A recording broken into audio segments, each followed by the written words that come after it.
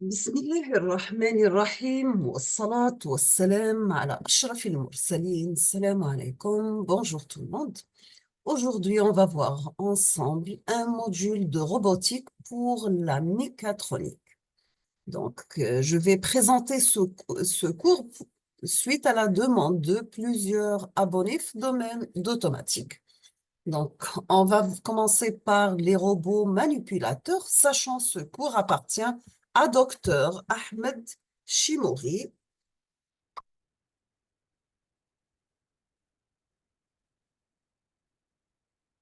Donc, Ahmed Shimouri, laboratoire d'informatique, de robotique et de microélectronique de Montpellier, normalement. Donc, voici son site web et les mails. Si vous êtes intéressé, vous pouvez le contacter pour plus d'informations. Voici le plan de ce cours. Donc, on va commencer par une introduction. Définition d'un robot manipulateur. La caractérisation d'un robot manipulateur. Quelle est la structure des robots manipulateurs? On va voir comme exemple les robots SCARA, les robots cylindriques, les robots sphériques, les robots cartésiens, les robots parallèles et les robots entoromorphes. Et on termine avec des exemples d'applications. Voici l'introduction. Donc,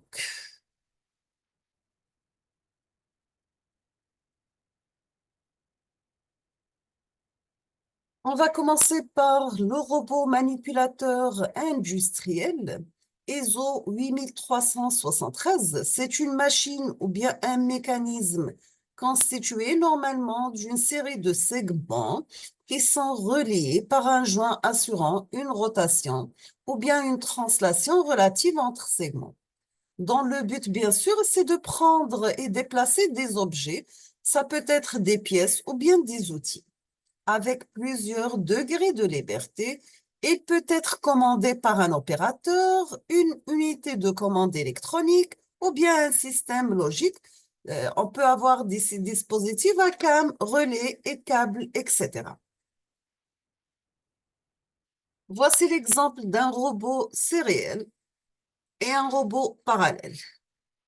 L'inconvénient des robots serrés, c'est bien ils ont un espace, des espaces inteignables. Les robots parallèles, c'est bien la rigidité, la vitesse et la précision. Quelle est la caractérisation d'un robot? Un robot, c'est un système mécanique polyarticulé. On distingue principalement deux types d'articulation.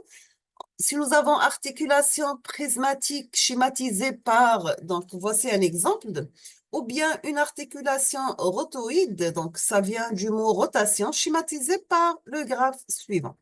Voici les différents types d'articulations les plus utilisés, soit rotoïde, ou bien prismatique, universelle, ou bien sphérique.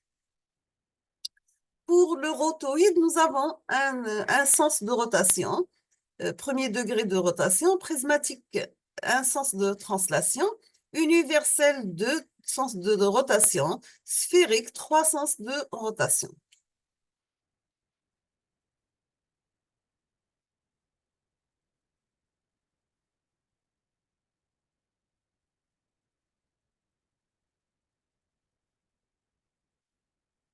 Voici les caractéristiques géométriques. Nous avons le nombre d'axes mus par un actionneur. L'architecture, est-ce qu'elle est serrée ou bien parallèle? Nous avons le chaînage des articulations, le nombre de degrés de liberté. Exemple, si vous avez trois axes en série, donc vous avez R, R, R et 3 degrés de liberté. Pour trois axes séries parallèles, donc vous avez P, P, P et 3 degrés de liberté. Nous avons aussi que pour l'espace de travail, nous avons un volume accessible par l'outil du robot. Ce volume dépend de la géométrie du robot, de la longueur des segments, de débattement des articulations, donc il est limité par des butées. Voici quelques exemples. Maintenant, si on va passer au positionnement absolu imprécis, donc supérieur à 1 mm, vous avez des erreurs de modèle géométrique, des erreurs de quantification de la mesure de position, flexibilité.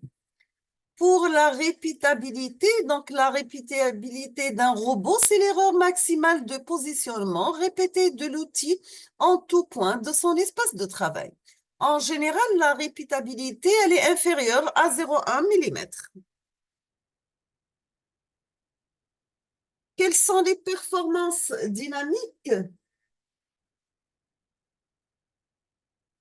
On va commencer par la vitesse maximale. Vous avez que la vitesse maximale de translation ou de rotation de chaque axe. Les constructeurs donnent souvent une vitesse de translation maximale de l'organe terminal. Maintenant, si on va parler côté accélération maximale, étant donné pour chaque axe dans la configuration la plus défavorable, soit au niveau d'inertie maximale, charge maximale, dépend fortement de l'inertie, donc de la position du robot. La charge utile maintenant, c'est la charge maximale que peut porter le robot sans dégrader la répétabilité et les performances dynamiques. La charge utile est nettement inférieure à la charge maximale que peut porter le robot qui est directement dépendant des actionneurs, bien sûr. Si on va parler maintenant côté résolution, donc c'est le changement incrémental le plus petit dans la position, donc il peut faire ou bien contrôler notre système qu'on va le mesurer. Pour le cycle time, donc is the time necessary for the robot to complete a pick and place cycle that needs to pick up a given object at a given height, moving to a given distance, lowering and leadership it and returning to the starting position. Pour la structure des robots manipulateurs, vous avez que les robots manipulateurs peuvent être classés en différentes catégories, soit des robots SCARA, ou bien des robots cylindriques, des robots sphériques, des robots cartésiens, des robots parallèles et des robots anthropomorphes. Ces différentes catégories seront détaillées par la suite, bien sûr. Pour le SCARA Selective Compliance Articulated Robot for Assembly, donc ces caractéristiques, il a 3 axes série RRP et 3 DDL, espace de travail cylindrique, il est précis, très rapide. Voici un exemple.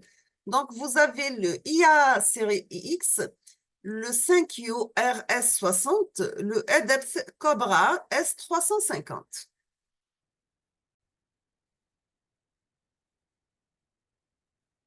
Maintenant, toujours avec les robots cylindriques, les caractéristiques sont 3 axes série RPP, 3 DDL, espace de travail cylindrique, il est très rapide. Voici des exemples. Nous avons le Denso CS 4130A, le ST Robotique R19E et le Seiko RT33. Maintenant, pour les robots sphériques ou bien polaires, les caractéristiques, ils ont 3 axes. Série RRP, 3 DDL, espace de travail sphérique, grande charge utile. Et voici quelques exemples. Vous avez le Fanuc L1000, Unimat 2000, le CSI C400i.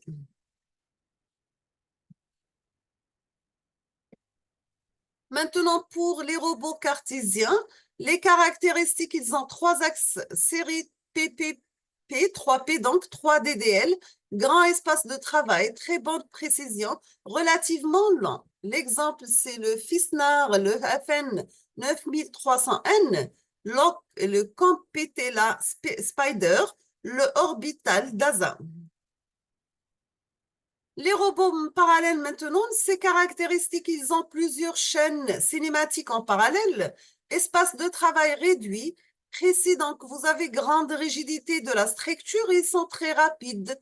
Exemple, vous avez le Adept Quattro, simulateur de vol, le CAE, le ABB, Flexi Picker. Pour les robots anthropomorphes, Les caractéristiques, ils reproduisent la structure d'un bras humain. Ils ont 3 à 6 axes série R et 3, 6R, 6 degrés de liberté. Exemple, vous avez le Kawasaki FS03N. Vous avez le Adept Weber SC150 et vous avez le QKQR C2XR C150. Maintenant, si on va parler côté application, on va commencer par l'utilisation pour des tâches simples et répétitives. La grande majorité des robots est utilisée pour des tâches simples et répétitives. Les robots sont programmés une fois pour toutes au cours de la procédure d'apprentissage. Vous avez les critères de leur choix de la solution robotique. La tâche est assez simple pour être robotisée. Les critères de qualité sur la tâche sont importants. Pénibilité de la tâche, exemple peinture, charge lourde, environnement hostile, etc. Voici un exemple. Les robots soudeurs, soit la soudure point par point pour les voitures, par exemple l'assemblage des voitures, ou bien soudure à l'arc. Les robots de palettisation. Donc, dans la première image, vous avez les robots de palettisation MPI Technologies et vous avez les robots de palettisation New Tech.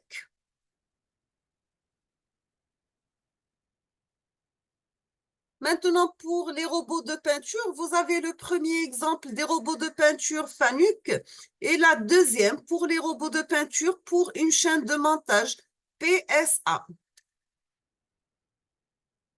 Le polissage et l'emballage. Donc, vous avez dans la première image un exemple pour un robot qui fait le polissage. Dans la deuxième, un robot qui a comme fonction l'emballage. L'usinage robotisé. Donc, vous avez des robots d'usinage côté industrie automobile et robots d'usinage par laser.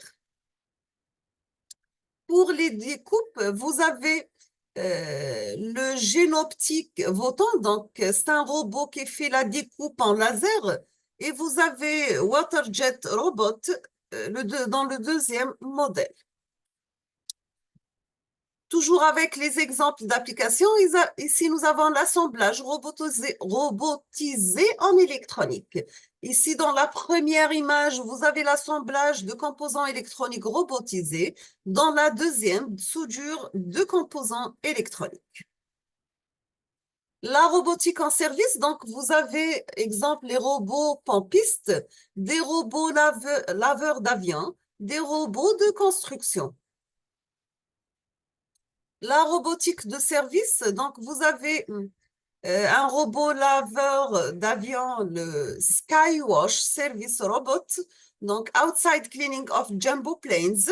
Vous avez l'assistance en daily task, un robot qui fait la livraison ou bien le transport des produits pour les gens âgés et malades. Nous avons aussi la robotique médicale. Vous avez le 21 robot to assist elderly and disabled people. Donc, pour assister, faire l'assistance des gens malades ou bien des gens handicapés ou bien âgés. Vous avez aussi, dans la deuxième image, c'est pour assister les gens qui ont un problème comment dirais-je, عندهم مشكل إعاقة. يساعدون في أداء مهامهم. Nous avons aussi la robotique médicale, des robots qui font l'intervention au niveau de la chirurgie, par exemple, même à distance. Donc, il doit être contrôlé, bien sûr, avec un chirurgien à distance. L'industrie agroalimentaire, vous avez l'emballage en agroalimentaire, des robots, par exemple, ABB Flix Paycor. Pour l'emballage en agroalimentaire aussi, vous avez le robot Adept Scara. Loisirs, donc, on y trouve les ondes de loisirs. Domaine spatial, donc vous avez Dextry Space Mechanical Arm, vous avez le Flight Telerobotics Service.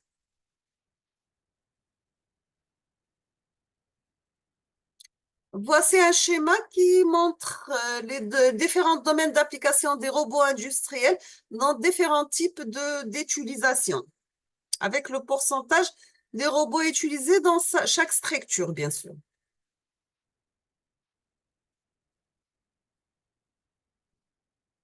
Donc, voici la page web de le professeur de ce cours et sa chaîne YouTube si vous êtes intéressé pour plusieurs explications ou d'autres types d'informations. Merci beaucoup pour votre attention et à la prochaine, Inch'Allah. Merci beaucoup.